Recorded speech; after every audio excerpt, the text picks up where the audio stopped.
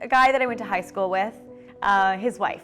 So she needed a kidney. She was doing at-home dialysis, stuck to a machine all night, and you can't get up, and you have a baby that needs you, and like it was a lot. When I read about her, my first thought was, you know, if I needed a kidney and no one in my life could donate, not to cry right now, like I would be like walking around with a resume, right? Like I'd be like, this is who I am, like give me a freaking kidney.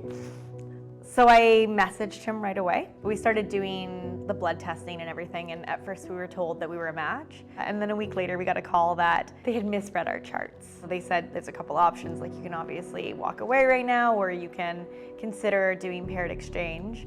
So we went into paired exchange, and we started the process in like November, and by August we were donating. A lot of the people who were getting kidneys were really, really sick, and they needed the surgery quickly. And I know that because I'm a rare blood type, I got pulled very fast from the system. So normally I wouldn't have been pulled so quickly, but I was. It affected the woman who has my kidney. It affected like her son, right? You know, he was having conversations with her. She told me about like, if you die, what do I do? Like, who's gonna take care of me? The more people who talk about it, the better. And I think the more that people see people doing that, the less people freeze. I also had people tell me that they didn't agree with it. I think one thing like that I've always told people is, if it was me, would you not agree with someone giving me a kidney, like a stranger, to save my life? You wouldn't say that. If somebody wanted to or thought that they couldn't, that's kind of always what I say is like, you can start the process. And at any point you can back out. The team was so good about always telling me like, if ever you decide, up until we knock you out for surgery, up until that moment, if you decide that you don't want to do it, we will tell them that there was a complication, and that will be the end of it. And I was traveling, like within a month of my surgery, I went backpacking in Italy and Malta. It was fine, it was great. I had people lift my bag for the airport, but other than that, I could do everything.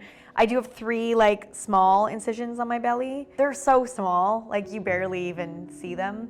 The amount of time that I spend, that they spend in my thoughts is pretty minimum. You know that saying, like, wear your heart on your sleeve, like your heart. And I always wanted to get a little heart, like tattooed on my wrist. I was like, why does that have to be your heart? Like, I gave a kidney, like that's better than my heart, which is why it's here. But it's really funny how nobody has ever said, oh, is that a kidney, if they haven't had a connection to transplant, which is really cool. So it's like a conversation starter.